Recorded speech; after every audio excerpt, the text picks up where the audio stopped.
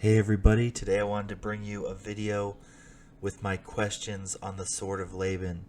This is not a video that contains facts, but it is a video that contains theories and interesting opinions.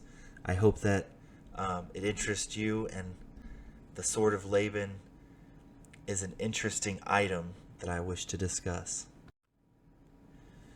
There's a prophecy of the sword of Laban.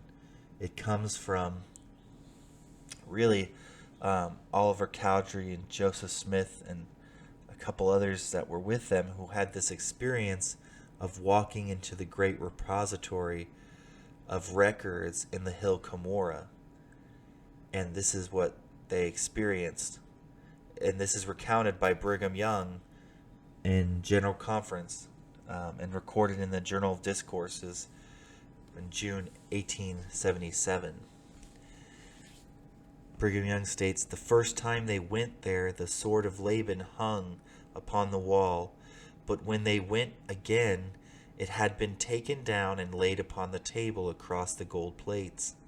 It was unsheathed, and on it was written these words, 'This sword will never be sheathed again until the kingdoms of this world become the kingdom of our God and his Christ.'"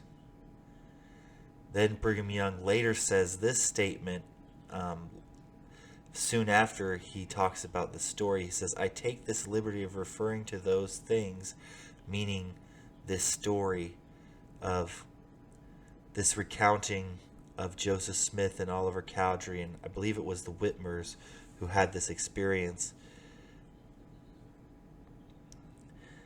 "I take this liberty of referring to those things so that they will not be forgotten and lost." It's very interesting.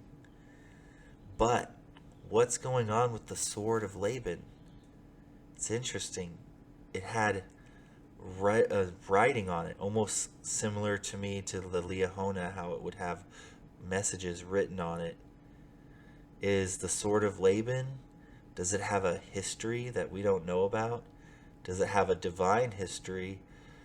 Was it created at one point by the Lord like the Liahona? Very interesting. Or is it just a sword that Laban had? Or does it have another history that we don't know?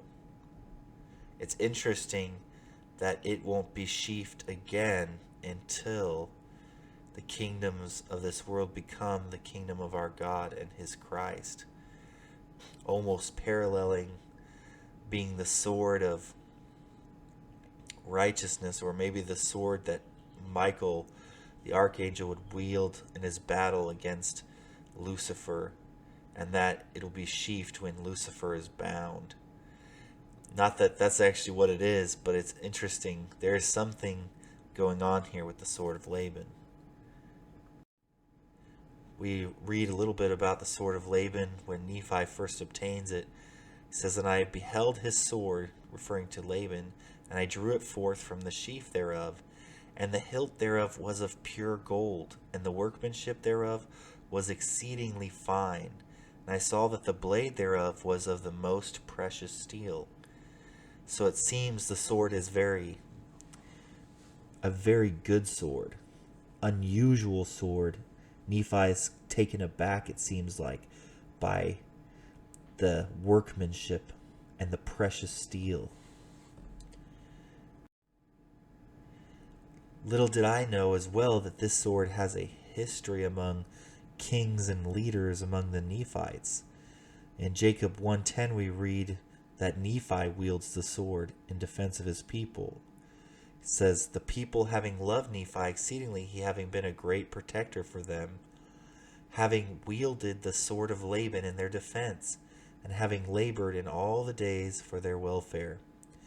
In Words of Mormon 1:13 we read of another king who wields the sword on behalf of his people, the sword of Laban. "And it came to pass also that the armies of the Lamanites came down out of the land of Nephi to battle against his people. But behold, King Benjamin gathered together his armies, and he did stand against them, and he did fight with the strength of his own arm, with the sword of Laban." Well, in conclusion, there's something going on with the sword of Laban, but I have no idea what that is. But if anybody finds out, let me know.